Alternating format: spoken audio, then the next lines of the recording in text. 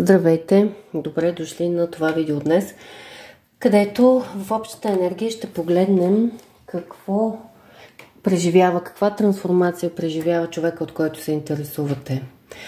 За да може да се ориентирате, ще направим една идентификация на самия човек, който ще погледнем и вие ще прецените, защото тук енергията е обща, доколко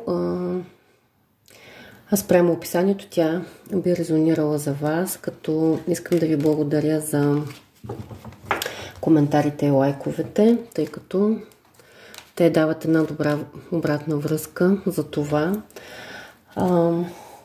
доколко съм ви полезна и ви благодаря за което. Така, нека да погледнем каква е енергетиката, кой е човека, от който се интересуваме и който разглеждаме в момента. Така.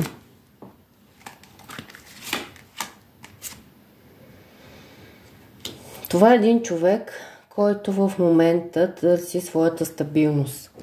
Неговата трансформация е свързана с това, че той се вглежда навътре в себе си, да придобие една по-голяма стабилност в житейски, може би финансов план.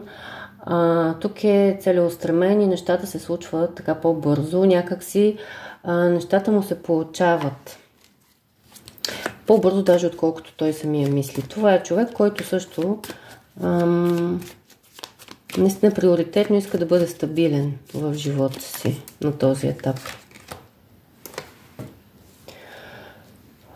Човек с така интелигентен, с будна мисъл, който търси да се развива, начин по който да се обогатява. И тук има връзка, разбира се, с това, което казахме по-рано, че той търси своята стабилност и реализация в земен, професионален, въобще житейски аспект. Интелигентен човек, който добре борави със словото, който може да бъде така остър, знаете, в изказа си, тъй като той е краля на мечовете. Такъв, който също обаче има много ясно виждане за нещата. Той може да види в детайли ситуацията и човека, който е срещу него. Може да, ако застанете срещу него, когато се концентрира и пожелая да ви разчете до такава степен, или в ситуация, в обстоятелства в живота му, наистина много добре вижда зад привидностите този човек. Човек, който му е трудно и той наистина в някаква трансформация преминава, тъй като иска да излезе от тази енергия на трудност. Тук може да има нереализирана сексуална енергия или отношения до такава степен, която да го удовлетворява. Тук отново излиза така, значи поради тази неудовлетвореност, която той може да изпитва, вероятно енергията му се понижава и т.е. себеусещането му, себеоценката му, защото от цар на мечовете той влиза в енергията на рицар на мечовете, т.е. невъзможността да се справи с тази ситуация, която му тежи, го кара той да така понижава своята енергия и самооценка. В такъв момент го хващаме този човек. Той в момента е в такава енергия и да видим каква трансформация в момента минава при него. Какъв е процеса?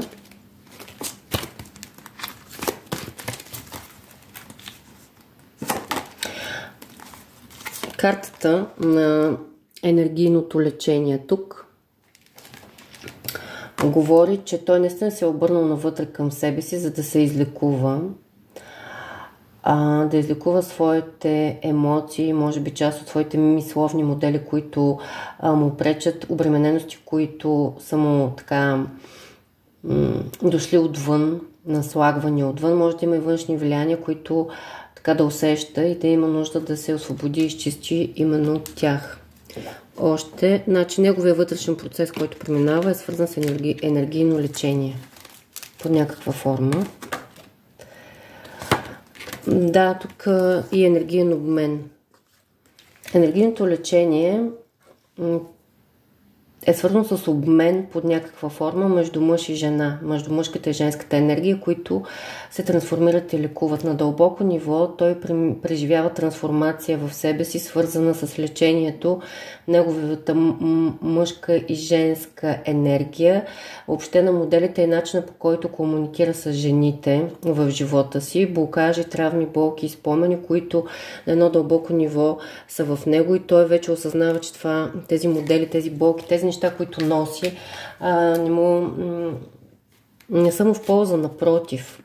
Също така тази карта говори, че той или тя, без значение тук от пола, се свързва твърде възможно е с вас енергийно, защото на финно енергийно ниво вашия обмен му помага именно т.е. помага неговото енергийно лечение и трансформация.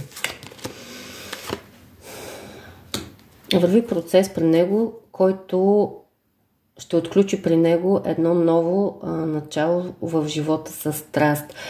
Той ще влезе зареден, след това енергийно лечение с страст в живота си за едно ново страстно начало.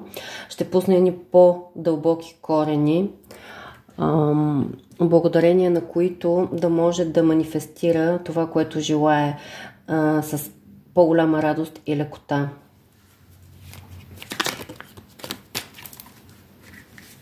Още какъв процес преминава. Магиосникът говори, че в него наистина се извършва един алхимичен, или в нея алхимичен процес на дълбоко ниво. Тук това има връзка с енергийното лечение, с енергийния обмен. Просто при него на дълбоко енергийно ниво се случват неща.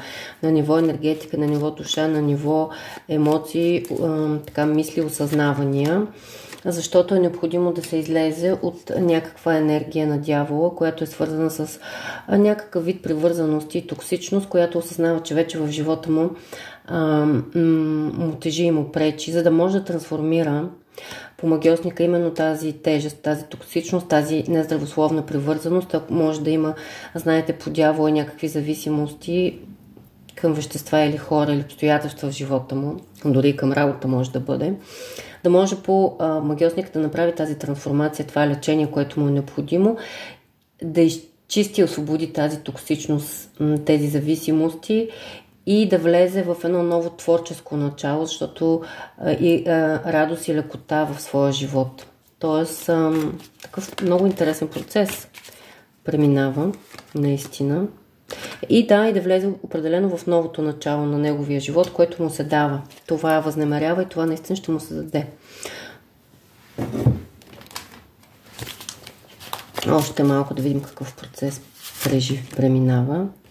Процес, който е свързан с жена, която емоционално той е обвързан с нея или изпитва емоции към нея, наистина на едно по-дълбоко ниво, но тези емоции някакси са рамкирани. Той усеща, че трябва да излезе от тези рамки, или вероятно тук е мъжка фигура, защото повечето дами гледат. Моля за мъжете, все пак обръщайте си информацията, така че да може да я ползвате за вас. Тук трябва да се излезе от едно рамкиране по отношение на, може би, фигурата на майката, която го е рамкирала по определен начин и води до някакъв вид зависимости, които са нездравословни за него, по принцип в отношенията му. Отношенията с партньорката. Да изчисти, да излекува себе си именно от тези травми и модели, които са наслагани и пречат на неговото адекватно взаимоотношение с партньорката, с жената, към която изпитват чувства и емоции. Излиза от една енергия на вътрешни борби и на битки, които може да води с вас или другите. Някак си усеща, че това вече е изморително и тежко и няма нужда от него. И влиза в енергията на новото страстно начало отново, с един плам, който ще се разгори в него. Нека да видим емоциите към вас. Любов. Вие му носите пълната палитра от чувства. Удовлетвореност по десятка чаши. Тук пълната емоционална близост и задоволеност и споделеност. Като тук осъзнава, тъй като гледаме в какъв процес на трансформация върви при него, осъзнава отново някакъв вид рамкиране във вашите отношения, което под някаква форма не дава възможност да се разгърне в пълнота тази десятка чаши и именно процеса е свързан с премахването на това рамкиране в съзнанието и убежденията и вижданията и чувстването, за да се изпълни наистина десятка чаши с пълния смисъл, който носи на емоции, на споделеност. Това изпитва към вас десятка чаши, че вие сте човека, с когото изпитва пълнота в емоциите, споделеност, любов. Какво мисли по отношение на вас?